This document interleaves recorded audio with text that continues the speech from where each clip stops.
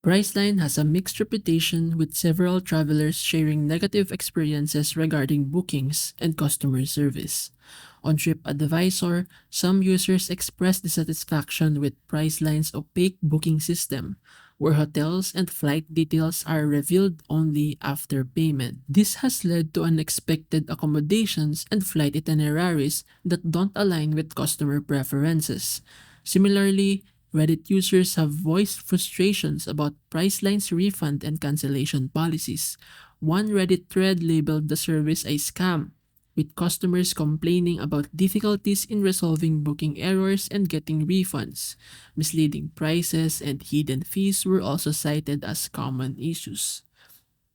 These reviews suggest that while Priceline can offer competitive rates, customers should be cautious, read the fine print, and consider travel insurance to mitigate potential booking risks.